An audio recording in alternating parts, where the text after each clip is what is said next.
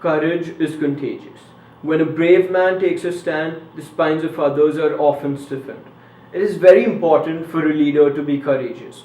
Courageous enough to face fears, stand for the truth, and make a change. My grandfather, C.L. Agarwal, is an excellent example of a person who shows courage as a business leader.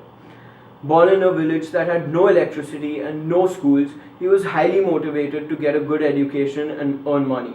As a result, he went to a boarding school 100 miles away from his village at a tender age of 5. Following this, he shifted to Mumbai and started his own business.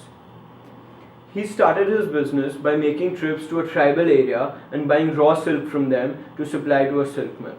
However, all payments had to be made in cash. Now, interacting with these tribals was like interacting with the Red Indians. They were uneducated and poor, but they were really well built and carried weapons in them. They were known for stealing and for causing harm if someone didn't cooperate with them. Yet he risked carrying all of his life savings multiple times until he had a well-set business and had people to do it for him. In this process, he saw that the spinning mill he was supplying to had a lot of wastage. This waste could be spun into yarn and used as blankets. So he started buying the waste from the spinning mills and getting them processed and exporting them to the United States and the European nations. Now, some years passed and he was making good sums of money by buying this rejected coarse silk and exporting it. He was getting it processed in Ropar, a district in Punjab, by a guy named Amrinder Singh. This guy started getting greedy. He started a side business of using my granddad's processed fiber and selling it under his own brand name. Granddad found out, argued with him, and stopped his payments.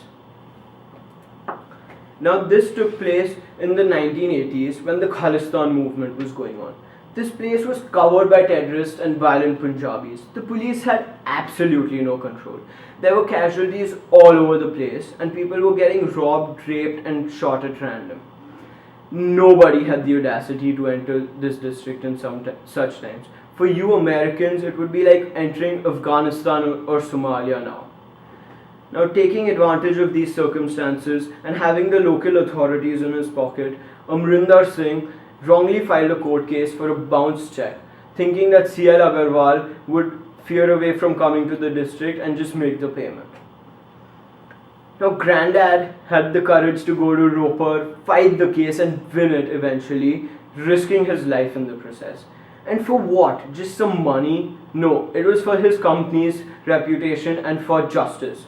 Now, these two events were major risks that he had taken in his life, but without these risks, he wouldn't be the person he is today.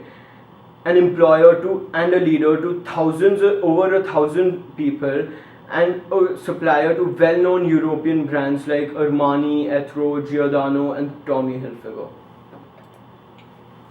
So the idea that I want to spread is that a leader will often be backed up against the wall, but he or she needs to be courageous enough to use this wall as back support to come out swinging.